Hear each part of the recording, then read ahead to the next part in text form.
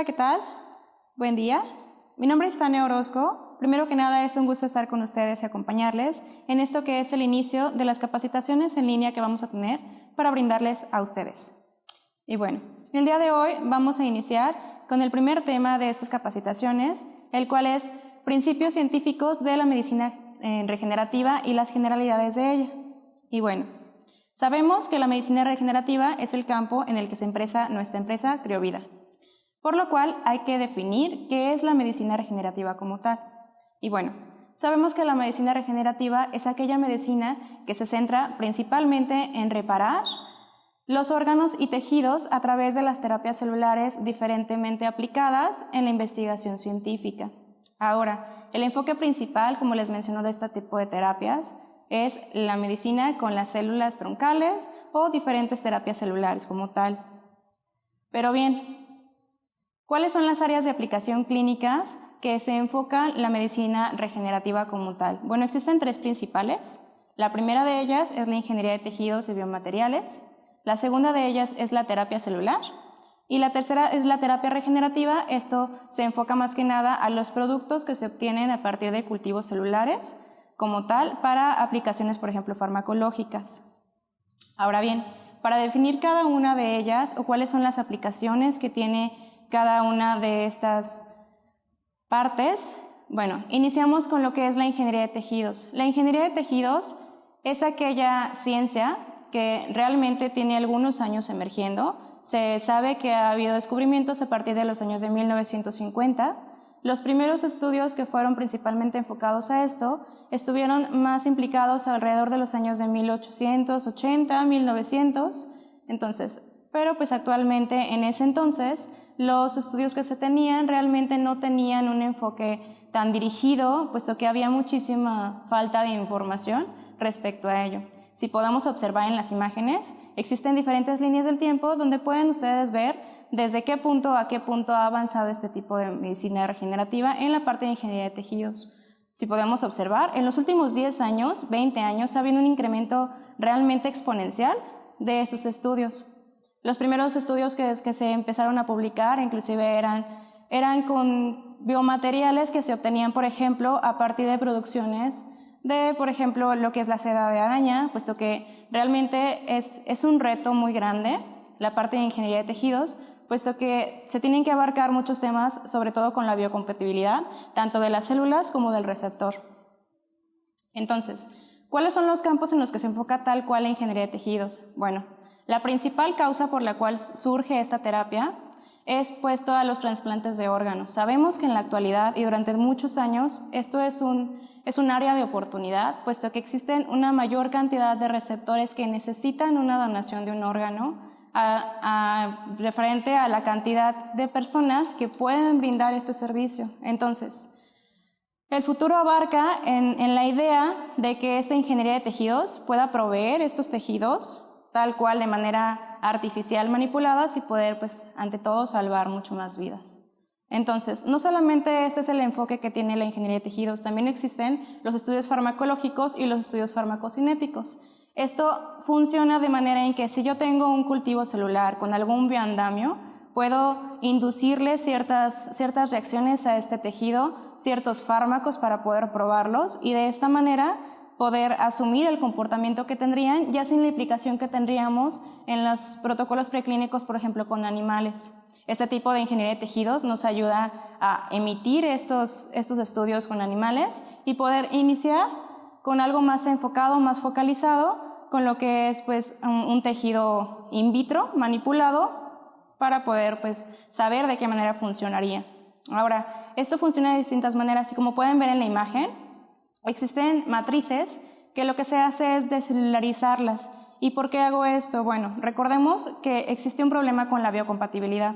Entonces, cuando un tejido no es compatible con el donador, con el receptor, más que nada, pues puede que el paciente vaya a tener una respuesta con el complejo de histocompatibilidad. Entonces, lo que se hace con ese tipo de terapias es descelularizar ciertos tejidos para, pues, después de ello, poderlos proveer de ciertas células y poder, pues, ayudar al fin común. Entonces, de los últimos avances que han surgido con esta ingeniería de tejidos, existen las bioimpresiones 3D. Las bioimpresiones 3D son como tal, existen máquinas, equipos ya diseñados para ello, en lo cual podemos nosotros bioimprimir un biomaterial con un compuesto celular y poder hacer esta sinergia para tener un fin actual. Ahora, existe una normativa y que es fundamental para esta parte de bioingeniería de tejidos. Es la norma ISO 10993 y es la norma de biocompatibilidad. En esta abarca el reto de todos los biomateriales que conlleva pues, las pruebas, por ejemplo, de irritabilidad, de citotoxicidad, para pues a final de todo el proceso de investigación clínica ayudar al paciente y pues obtener un resultado positivo.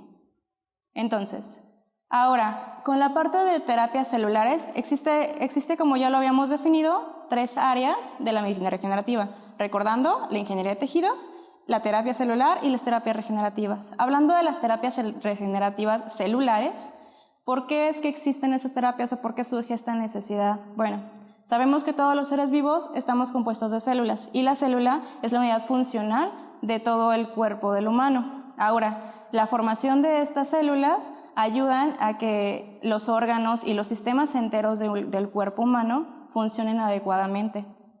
¿Y por qué esto es tan esencial en los adultos? Bueno, recordemos, como podemos ver en las imágenes, por ejemplo, el proceso regenerativo que tiene un adulto o un infante es completamente distinto. ¿Por qué? Porque las concentraciones celulares que ayudan en los procesos regenerativos, como son las células troncales, que vamos a definir en algunas diapositivas posteriores, son distintas. Los procesos de inflamación, como podemos ver del infante, son mínimos y también los procesos de fibrosis. Ahora bien, los procesos de inflamación y fibrosis aumentan en un adulto y disminuyen los niveles de regeneración, y esto es porque es cierto que el cuerpo humano tiene cierta concentración de células troncales, por ejemplo, que ayudan a esos procesos de regeneración. Sin embargo, con el paso de los años, esta concentración va disminuyendo y no se tiene una concentración adecuada para una función farmacológica. Entonces, existen, hablando de terapias celulares, diversas organizaciones que están avaladas y que se dedican completamente a la investigación científica en esta área. La primera es la Sociedad Internacional de Terapia Celular y la segunda, la Sociedad Europea de Terapia Celular y Genómica. Recordemos, en las siguientes presentaciones vamos a poder englobar un poquito más de los términos que define cada una de las sociedades, pero recordemos, por ejemplo, que la Sociedad Internacional de Terapia Celular es aquella que definió inclusive los criterios de selección para las células troncales mesenquimales, que es en las que CrioVida se enfoca. Ahora, mencionando esto, existen diferentes terapias celulares. ¿Y a qué se debe cada una de ellas o cuál es el enfoque que tendrá? Bueno, hay que definir primero que nada que las aplicaciones clínicas que están en investigación con este tipo de terapias tienen la finalidad propia de beneficiar a un paciente o un receptor. Pero bien, hay que tener mucho cuidado con esta parte, puesto que, por ejemplo, la finalidad de esto es poder tratar ciertas enfermedades de los pacientes para la curación final. Sin embargo, es importante que tengamos en cuenta que ese tipo de terapias actualmente son un apoyo a estas terapias normales, es decir, son coadyuvantes. Por ejemplo, yo no puedo suministrar o reemplazar completamente un proceso farmacológico que un paciente ya lleva con una enfermedad degenerativa, por ejemplo, con el uso completamente de células, porque bien, van a funcionar como un coadyuvante, es cierto, pero por ejemplo, si yo tengo un diabético que necesita la administración de insulina para regular sus niveles de glucosa en sangre, no va a retirar a este paciente completamente la insulina. Es un proceso que va de la mano con la terapia celular, con la finalidad de que en algún momento este paciente pueda retirar, claro, cualquier ayuda farmacológica sintética con la que ya cuente. Pero bueno, existen diferentes tipos de terapia y esto es por los diferentes tipos de células que existen. Y bueno, la primera de ellas es la terapia con células autólogas diferenciadas. ¿Cuáles son las células autólogas diferenciadas? Muy bien, vamos a recordar en algunas diapositivas próximas cuáles son los tipos de células troncales para que entiendan un poquito este concepto. Sin embargo, puedo mencionarles que las células diferenciadas son aquellas células que ya están maduras, aquellas células que ya tienen una finalidad de diferenciación. Es decir, por poner un ejemplo, las células de los condrocitos, por ejemplo, se utilizan para terapias en articulación en rodillas. pero estas células tienen que ser células autólogas. ¿Y por qué esta disyuntiva con las células autólogas? Recordemos que existen varios tipos de terapia y las células autólogas son aquellas células que se obtienen de un mismo paciente para una aplicación de él mismo. Es decir, las terapias autólogas son de un mismo individuo para él mismo. Además de esto están las terapias halogénicas, y las terapias halogénicas se refieren a un receptor, a un donador, que no sea él mismo. Es decir, yo puedo donarle a un paciente ajeno a mí, siempre y cuando se estudien esta parte del complejo de histocompatibilidad. Y bien, entonces, también existe la terapia con células reprogramadas o las células iPS. Vamos a ver en siguientes diapositivas cuáles son este tipo de células. Pero bueno, las células iPS están un poquito más en estudios con investigación y no tanto en aplicación clínica actual, puesto que las células iPS son células reprogramadas. Estas células, de hecho, fueron ganadoras del premio Nobel hace algunos años y son células que se obtienen, por ejemplo, de fibroblastos a partir de una célula diferenciada. Lo que yo voy a hacer es inducir a esta célula para que no tenga esta diferenciación, es decir, yo la voy a reprogramar para que vuelva a ser una célula troncal. Y ya que es una célula troncal, la puedo reprogramar nuevamente para yo poder obtener la célula que yo desee. Entonces, también existen las terapias con células indiferenciadas. ¿Cuáles son las células indiferenciadas? Son las células troncales, o más coloquialmente conocidas, las células madre. Existen diferentes terapias actualmente en estudios de aplicación clínica con dos tipos, que son las células troncales maduras, las células hematopoyéticas y las células troncales mesenquimales. Pero bien, me gustaría en este caso iniciar con el proceso de la embriogénesis para que entiendan cuál es una célula troncal como tal y las aplicaciones de cada una. Y bueno, ¿cuáles son las células troncales en sí? Troncales generalizadas, ya sean embrionarias o cualquiera de una de sus tipos. Bueno, las características de células troncales son las células que tienen una alta capacidad de autorrenovación, una alta proliferación y tienen esa capacidad de potencia celular. La potencia celular se refiere a la diferenciación que estas células pueden llegar a tener a diferentes estirpes celulares. Entonces, volviendo un poco con el proceso de embriogénesis para que entiendan y recuerden un proceso con el cual conllevamos todos. Bueno, el proceso de la embriogénesis, recordemos que son las células en las que se pueden obtener células troncales totipotentes y multipotentes. ¿Por qué? Muy bien. Las células en la embriogénesis como tal, recordemos que tenemos un ovocito que es fecundado, entonces se forma un cigoto. Después de esa formación de un cigoto, la célula empieza a dividirse y se empieza a dividir, como pueden ver ustedes en las imágenes que tenemos en pantalla de una fertilización in vitro, de hecho. Entonces, lo que sucede con esto es que la célula se empieza a dividir, primero en 2 células, luego en 4 y luego en 8. Esta división celular ocurre dentro de los primeros del día 1 al día 4 aproximadamente, al día 3. Dependerá del ciclo en el que esté este ovocito. Pero bueno, después de esta división en 8 células, se forma lo que es la mórula. Después de la mórula, estas células se retraen y forman lo que es el blastocisto. El blastocisto cuenta con 3 cavidades en sí. La primera, como pueden ver en la imagen, es el blastocele, que es la cavidad interna de este blastocisto. Y existe también una capa externa que se llama trofodermo y una capa interna que se llama endodermo primitivo. De estas van a desprenderse los diferentes tejidos, es decir, por ejemplo, del trofodermo, que es la capa externa, se van a desprender lo que es la formación de todos los tejidos extraembrionarios. ¿Cuáles son estos? Llámese placenta, llámese cordón umbilical. Y por el contrario, del endodermo primitivo se va a desprender todos los órganos y tejidos tal cual del feto, los órganos internos, células, tejidos y todos los sistemas que comportan el cuerpo humano. Ahora, después de esta formación de esta blástula, se forma la gástrula y de la gástrula se desprenden las distintas capas embrionarias. Como ya las conocemos, existen 3 capas embrionarias, que es el ectodermo, el endodermo y el mesodermo. En el mesodermo podemos obtener la obtención de toda la línea sanguínea, todos los vasos sanguíneos, médula ósea y la parte muscular del sistema humano. La parte del endodermo involucra todos los intestinos, la formación del páncreas y órganos de esta estirpe, y la parte endodérmica puede ayudarnos a producir todo lo que es el sistema nervioso central, cerebro, también el epitelio y los melanocitos.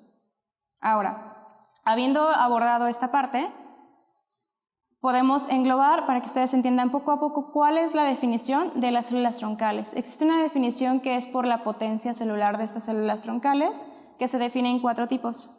El primero de ellos son las células totipotentes. Las células totipotentes son solamente estas 8 células que se obtienen en la embriogénesis antes de la formación de la gástrula. Es decir, estas 8 células que podíamos ver en la última diapositiva, como pueden ver en la imagen, son esas 8 células que están en el paso 4 de la imagen. Son las únicas que pueden ser células totipotentes. ¿Y cuáles son las células totipotentes o por qué se llaman así? Como su nombre lo dice, las células totipotentes son aquellas que pueden originar absolutamente todos los tejidos y órganos del ser vivo, del ser humano, y también los tejidos extraembrionarios, contrario a lo que es las células troncales pluripotentes. Las células troncales pluripotentes se pueden obtener del blastocisto interno, de la membrana interna, del proceso de la embriogénesis, pero estas células son pluripotentes. ¿Qué quiere decir? A diferencia de las totipotentes, es que estas ya no van a poder formar las capas extraembrionarias, ya no van a poder formar ni la placenta ni el cordón umbilical, pero sí podrán desarrollar absolutamente todos los tejidos y órganos del cuerpo humano como tal. Después de estas están las células troncales adultas. Estas células troncales son multipotentes y existen 2 tipos actualmente, las células hematopoyéticas y las células mesenquimales. Después de ello están las células unicelulares, que estas células son aquellas que solamente están destinadas a una sola diferenciación. Por ejemplo, una célula troncal fibroblástica solamente va a poder formar alguna célula para diferenciación en células de la piel. Entonces, iniciando un poquito con lo que son las células troncales hematopoyéticas, bueno, recordemos que las células troncales hematopoyéticas son células que nos ayudan con la regeneración de los procesos sanguíneos. Actualmente todos los humanos tenemos una formación de este tipo de células troncales hematopoyéticas gracias a la producción que ocurre en la médula ósea. Anteriormente, para obtener ese tipo de células, lo único que se podía hacer era obtener estas células de la médula ósea y los procesos eran un poquito más invasivos. Actualmente existen procesos gracias a aféresis en los cuales yo puedo obtener estas células, separarlas y congelarlas para su uso clínico posterior. Entonces, ¿cuáles son las células que yo voy a obtener de esta médula ósea hematopoyética? Bueno, recordemos que son células madres sanguíneas. Entonces, existen 2 estirpes, la estirpe mieloide y la estirpe linfoide. En la estirpe linfoide solamente se van a poder obtener las células que son toda la parte linfocítica, que nos va a ayudar a regular el sistema inmune. Y bueno, hablamos de linfocitos B, de linfocitos T, de citolíticos naturales, por ejemplo. Y bueno, también está la estirpe mieloide. En la estirpe mieloide podemos obtener las células como son el mieloblasto, las plaquetas, los glóbulos, y recordemos que los glóbulos rojos tienen esta función de transporte de oxigenación en todo el cuerpo. Ahora, ¿para qué yo voy a poder utilizar estas células troncales hematopoyéticas? Esa es una terapia que ya tiene muchísimos años, fue de las primeras terapias que empezó a realizarse con lo que es el trasplante de células hematopoyéticas o troncales. Y bueno, se van a poder utilizar para todas las enfermedades sanguíneas que como pueden ver en la imagen. Ahora, por ejemplo, por poner un ejemplo, existen muchos pacientes, en muchos casos, que se utilizan, por ejemplo, para terapias en cáncer. Cuando un paciente tiene procesos cancerígenos y tiene que someterse a quimioterapias, bueno, sabemos que el proceso de quimioterapia ataca las células cancerígenas y las células sanas del paciente como tal. Entonces, lo que se utiliza en estas partes es poder obtener una extracción de células troncales hematopoyéticas del paciente, se guardan en congelación, de manera que posterior a la quimioterapia este paciente puede adquirir esas células y recuperar un poquito las concentraciones celulares y los procesos regenerativos para un mejor efecto. Entonces, hablando del otro tipo de células, que son las células troncales mesenquimales, son las células que actualmente utilizamos en el banco de criovida. Entonces, recordemos un poquito de cuáles son las células mesenquimales. Esas son células que en los últimos años, a partir de los años 70, ha habido muchísima evidencia científica que avala cada una de las funciones. Como les comento, en las siguientes capacitaciones van a poder ustedes observar mucho más a detalle las características de estas células. Y bueno, recordándoles entonces, estas células se pueden obtener de muchísimos tejidos. ¿Como cuáles? Como inclusive pulpa dental, placenta, tejido adiposo, tejido endometrial, inclusive el cordón umbilical gracias a la gelatina de Wharton y muchos otros. Estas células fueron descubiertas en 1970 por Fredriksen y fueron nombradas por el doctor Arnold Kaplan, que de hecho cabe la pena mencionar que forma parte de nuestro comité científico en Creovida. Bueno, la imagen que pueden ver en su pantalla es una imagen de cómo se ven morfológicamente estas células troncales mesenquimales. Estas células tienen la capacidad de poder reproducirse o dividirse y tienen esta morfología fibroblastoide, es decir, es como un haz de hoja que podemos observar en la imagen. Al principio, de hecho, se confundían mucho con fibroblastos por la morfología tan parecida que presentan. ¿Cuáles son las propiedades de las células mesenquimales como tal? Bueno, se sabe que favorecen los procesos de regeneración de diferentes órganos y tejidos, ayudan a modular el sistema inmunológico, disminuyen los procesos de inflamación, favorecen la angiogénesis e inhiben la apoptosis, entre muchos otros. Más a detalle van a explicarles un poquito de las propiedades, el cómo es que funciona el mecanismo de acción de estas células en cada una de las propiedades que se le adjudican. Pero pues de manera introductoria solamente puedo mencionarles, por ejemplo, que los procesos de angiogénesis se atribuyen más que nada a dónde están ubicadas estas células. Sabemos que están ubicadas en diferentes órganos y tejidos. Sin embargo, también conocemos que estas células se encuentran alrededor de los vasos sanguíneos, como pueden ver en la imagen. Entonces, estas células actúan también como pericitos y ayudan con la formación de vasos sanguíneos, que es en lo que consiste la angiogénesis. Ahora, en los procesos como tal de la inflamación, tiene mucho que ver también con los procesos inmunológicos que se han estado recientemente estudiando. Esos procesos se sabe que las células ayudan con los macrófagos con M1 y M2, entonces, ayudando con esa parte, los procesos de inflamación se disminuyen. Y bien, bueno, aunado a lo que se creía anteriormente, estas células fueron descubiertas, como les comento, en el año 70 y ha habido muchísimos avances científicos que se descubren día a día. Entonces, anteriormente se creía que estas células llegaban como tal al sitio de acción y lo que hacían era diferenciarse, es decir, convertirse en las diferentes estirpes celulares que requería el receptor. Pero los últimos estudios realmente han demostrado que no es así. Entonces, estas células se sabe que el porcentaje de diferenciación que tienen una vez que están de manera in vivo es muy bajo o nulo.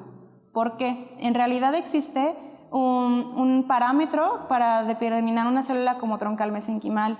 Adelantándoles un poquito, bueno, son tres los que definen la Sociedad Internacional de Terapia Celular. Uno, que tenga esa capacidad de adherencia. Otro, que presente ciertas características de manera de citometría de flujo, anticuerpos. Y la otra es que puedan diferenciarse solamente a 3 estirpes celulares, pero estas estirpes es de manera in vitro, y eso hay que aclararlo muy bien. Entonces, actualmente todos los cultivos celulares que se manejan en Creovida sí cuentan ya con todos los requerimientos que menciona la Sociedad Internacional, que son esos 3 que acabo de mencionarles. Entonces, si no se diferencian, ¿cuál es la función como tal que hacen?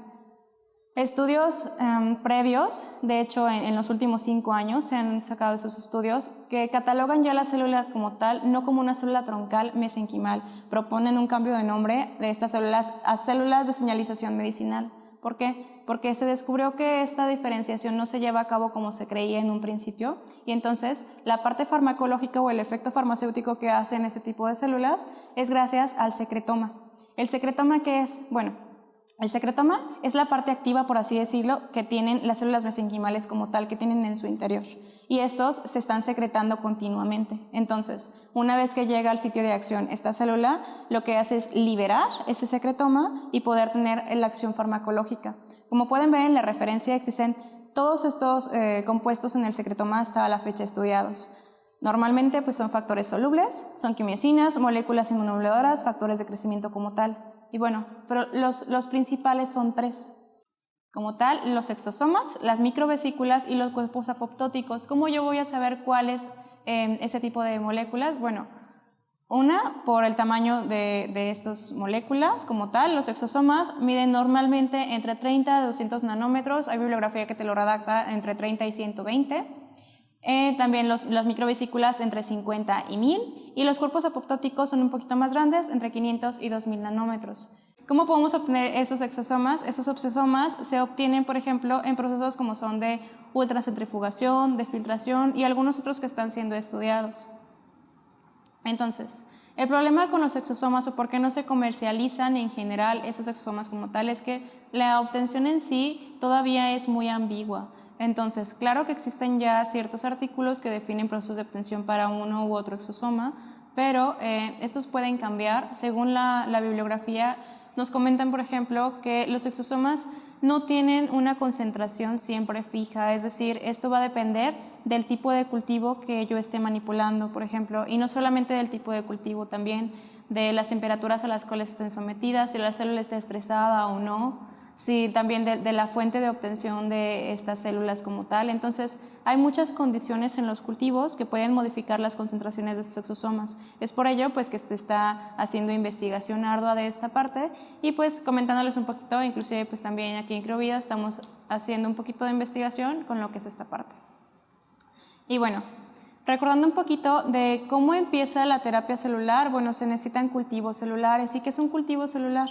Bueno, vamos a ver imágenes posteriormente también del laboratorio de Criovida para que puedan visualizar un poquito más como tal que es un cultivo celular. Pero bueno, dentro de los inicios, a través de los años, por ejemplo, puedo comentarles que la primera línea celular que se obtuvo son las células HeLa, y las células HeLa se obtuvieron en 1952. Estas células actualmente siguen aún en existencia, puesto que son células que se obtenieron de un carcinoma cervical, entonces son células cancerígenas, por lo cual ellas se multiplican deliberadamente. Esas células se llaman células HeLa, inclusive por el nombre de su donante. HeLa significa Enriqueta Lacks. Entonces, esta es la primera línea humana que se obtuvo. Claro que existieron también estudios previos con animales, se obtenían fibroblastos de ratón, fibroblastos de pollo y algunos otros tipos de células. Entonces, existen diferentes tipos de cultivo celular y esto dependerá del anclaje de mi cultivo. Principalmente son dos, los cultivos en monocapa y los cultivos en suspensión, cultivos en 2D o cultivos en 3D también. Pero bueno, los cultivos en monocapa son aquellos en los que las células crecen y se adhieren a ciertas matrices. Generalmente son poliestireno y generalmente también podrían ser vidrio. Entonces, lo que pasa con esto es que las células se anclan a lo que es el sustrato y empiezan a proliferar alrededor gracias a la matriz extracelular que éstas producen. Entonces, esto se ancla también inclusive por las moléculas de calcio, de magnesio, las proteínas que tienen esta matriz extracelular que le ayudan con esa adherencia celular al andamio como tal. Entonces, también existen las células en suspensión. Esas células, por ejemplo, son los cultivos de células hematopoyéticas, pueden cultivarse gracias a ese tipo de cultivos. Son cultivos en los cuales las células todo el tiempo, como su nombre lo dice, están en suspensión, nutriéndose de ciertos cultivos, como tal, medios de cultivo o nutrientes. Entonces, como pueden ver en las imágenes, estas son células que se obtuvieron en el laboratorio de Criovida. Son células troncales mesenquimales de diferentes tejidos. Las células que pueden ver arriba a la izquierda son células de placenta y las otras son células de tejido endometrial. Son cultivos primarios, es decir, que son cultivos que recién se obtuvieron del tejido y se pudieron sembrar bajo ciertos mecanismos dentro del laboratorio. Entonces, como pueden ver, por ejemplo, puesto que son cultivos primarios, por ejemplo, la imagen que pueden ver a la izquierda en la parte de abajo, inclusive todavía podemos ver células suspendidas dentro del mismo medio, que son células eritrocitos. Son células de la sangre de la misma donación, que puesto sea un tejido primario, pueden observarlas. Si pueden ver, esas son células que tienen morfologías fibroblastoides. Entonces, recordamos, estas células fibroblastoides son células que son como un haz de hoja que crece de la manera como se muestra en la imagen. Estos son requisitos que nos pide las normas a partir de la Sociedad Internacional de Terapia Celular. Y bueno, pasando un poquito como tal a las generalidades de las células, recordemos que existe un ciclo celular. El ciclo celular es el ciclo por el que pasan todas las células para poder dividirse o diferenciarse. Y recordando un poquito de esto, bueno, existen diferentes etapas. Existe la parte de mitosis y la parte de la interfase. Entonces, como pueden ver en la imagen, por ejemplo, se inicia con lo que es la fase G1, también llamada GAP1. También está la fase S o la fase de síntesis, la fase G2 o la fase de GAP2, también llamada, y la fase M o la fase de mitosis. Entonces, dentro de esta fase La fase G1 se refiere en este proceso de la célula, lo que va a hacer, va a haber una formación de organelos y un crecimiento como tal de la célula. Después, en la fase de síntesis, se va a sintetizar, como su nombre lo dice, todo lo que son las moléculas de ADN, y los cromosomas también se van a replicar. Entonces, después en la fase G continúa un crecimiento y ya después pasamos a la fase M, que se divide en dos: la parte de cariocinesis y la parte de citocinesis. La diferencia entre estas dos es que la citocinesis se refiere como tal a la división celular. La cariocinesis se refiere a la división del núcleo. Y dentro de esta cariocinesis se derivan las etapas que ya conocemos, que es telofase, anafase, metafase. Y bueno, también existen en algunas células, no en todas, en la fase G0, que la fase G0 implica lo que es la diferenciación. Entonces, hay inclusive células que pasan de lo que es la G1 a la diferenciación como tal, directamente a G0. Y bueno, ¿por qué mencionamos esto también? Bueno, recordemos que la célula pasa por todo este proceso y dependiendo, por ejemplo, las células que son células troncales, repiten este ciclo de una manera limitada o ilimitada, dependiendo de qué tipo de célula troncal estemos hablando. Entonces, ¿por qué sucede este envejecimiento o cómo es que una célula envejece? Se sabe a la fecha que existen diferentes mecanismos por los cuales una célula puede empezar a envejecer. Puede ser por aspectos epigenéticos, por desgaste de los telómeros, que es de hecho el principal de ellos, por estrés oxidativo, estrés de la célula, por agresiones ambientales o por defectos en el DNA. Entonces, la principal de ellas es la teoría de los desgastes de los telómeros. Y los telómeros, recordemos que es la parte terminal del ADN. Entonces, tenemos una cierta cantidad, del telómero en las células, los cuales, conforme se va replicando la célula, esos telómeros se van acortando. Entonces, una vez que se hacen mucho más pequeños, esta célula va a entrar en senescencia. Y la senescencia es esta capacidad de la célula que se pierde cuando ya tuvo ciertos procesos o ciertos desgastes, por decirlo, es la célula envejecida como tal, que ya no puede proliferar posteriormente. Entonces, hablando y centrándonos un poquito en las células mesenquimales, que son las que manejamos en Crovida, bueno, estas células tienen una senescencia presente después de ciertos pasajes celulares. ¿A qué yo me refiero con los pasajes celulares? Bueno, cuando yo obtengo un tejido, hago alguna resiembra de este tejido para que esas células en la matriz que yo esté proveyendo puedan multiplicarse entre ellas mismas y poder alcanzar una confluencia celular o una concentración celular. Entonces, después de que una célula ya proliferó, lo que se hacen son obtenciones enzimáticas de esa célula, eso se le llama pasaje. Se obtiene y se pasa a un cultivo para que puedan seguir su crecimiento normal. Eso con ciertas características de densidades celulares y ciertas condiciones, como son temperaturas de incubación, porcentajes de CO2 determinados, presencias de hipoxia, entre otros más. Entonces, por ejemplo, las diferencias, como pueden ver en la imagen, la célula mesenquimal y las células embriónicas no tienen este problema de senescencia. ¿Por qué? Porque sus telómeros no se acortan. Entonces, al no acortarse estos telómeros, no entran en senescencia, y es por eso que, por ejemplo, a las células embriónicas se les adjudica la capacidad de estas células a proliferar en tumores. ¿Por qué? Porque ¿qué pasa con los tumores? Es lo mismo, una célula cancerígena se está reproduciendo y reproduciendo de una manera ilimitada, sin este acortamiento. Entonces, contrario a esto, con la célula mesenquimal sí sucede un acortamiento telomérico. Entonces, estas células pueden brindarnos diferentes pasajes, las puedo tener de una donadora durante mucho tiempo hasta una limitante. Entonces, ¿cómo puedo yo saber que una célula ya está senescente? Como ustedes saben, en Crovida hacemos todos los estudios de control de calidad. Entonces, dentro de los estudios de control de calidad existe la citometría de flujo, en donde yo puedo estudiar lo que es el fenotipo de la célula como tal. Y recordando un poquito, lo vamos a ver posteriormente también, pero tienen que ser positivos a lo que marca la Sociedad Internacional de Terapia Celular CD73, CD90 y CD105, y tienen que ser negativos hematopoyéticos. Entonces, como pueden ver ustedes siempre en sus certificados de calidad, esos porcentajes siempre están arriba del 85%, siempre mejoramente al 90%. Entonces, ¿qué pasa con la senescencia celular? Conforme una célula va pasando por este proceso de crecimiento y estos pasajes celulares, esta célula va perdiendo sus características, inclusive la diferenciación celular de manera in vitro, que se pide también por la Sociedad Internacional, que es la diferenciación in vitro, adipocitos, condrocitos y condroblastos.